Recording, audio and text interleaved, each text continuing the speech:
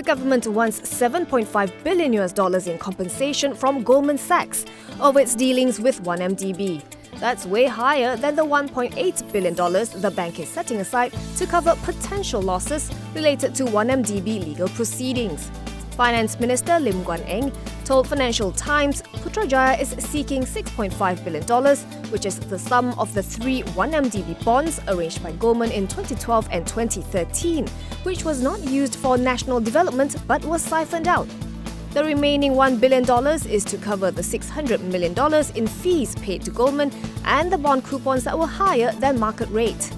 Meanwhile, investors in the US have filed a class action lawsuit against Goldman and three executives, seeking damages over its 1MDB dealings.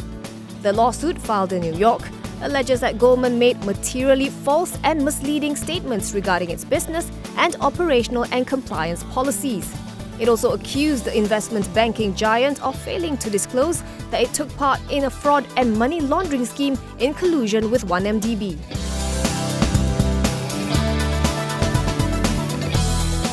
Bloomberg reports that the world's fastest-growing source of mega wealth hit a speed bump this year. According to its 500-member Bloomberg Billionaires Index, the 128 people in Asia with enough money to crack the list lost a combined $137 billion this year, hurt by global trade tensions and a general market meltdown. This is the first time wealth in the region has dropped since Bloomberg started the ranking in 2012. China, India and South Korea's wealthiest took the biggest hit. In Malaysia, 95-year-old tycoon Robert Kwok saw his net worth shrink by 17.3% or $3.38 billion to $16.2 billion. Meanwhile, Tan Sri Kwek Len Chan, who controls Hong Leong Group Malaysia, lost $389 million or 7.6% of his wealth. Kwek's net worth stands at $4.74 billion. In contrast, Public Bank founder Tan Sri Teh Hong Piao added $772 million or 12.1% to his $7.18 billion fortune. The founder and chairman of IOI Group, Tan Sri Lee Shin Cheng, gained $120 million or 2.7%. The 79-year-old's net worth stands at $4.54 billion.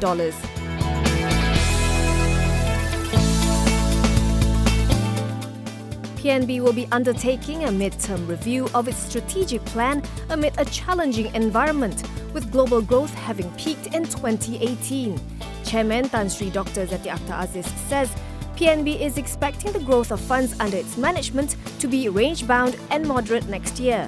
It will therefore relook its plan on the areas of strategic asset allocation, enterprise risk management and organizational transformation.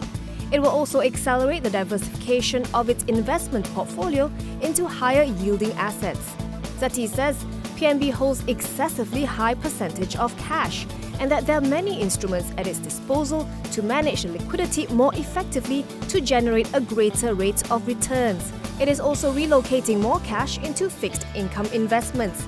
Despite the challenges, Zeti says PNB remains resilient.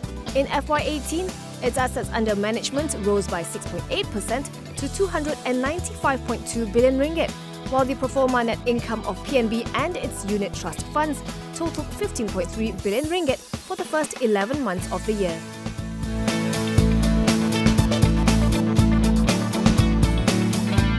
Sapura Energy's shares rebounded to close at 30 cents today after tumbling to a record intraday low of 27.5 cents. The counter dipped as much as 5.2% or 1.5 cents on the heels of a 5% drop in crude oil prices overnight. Sapura Energy's share price had fallen to below 30 cents for 2 straight days, sparking concerns over its cash call. Phillip Capital Management's Chief Investments Officer Ang Kok Heng told The Edge Financial Daily yesterday that at below 30 cents, investors would have to reconsider subscribing for the rights issue, since it was cheaper to obtain Sapura Energy's shares on the open market.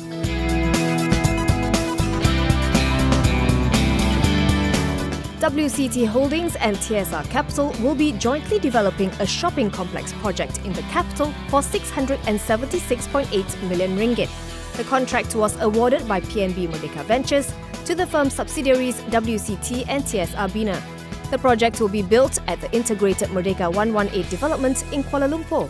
The scope of works for the contract includes the construction of an 8-level shopping complex podium, including the residential drop-off and core, tower link bridge and external works.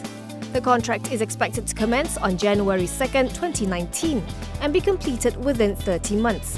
WCT and TS Albina will, in due course, form an incorporated joint venture company in the ratio of 51:49 respectively to undertake the job.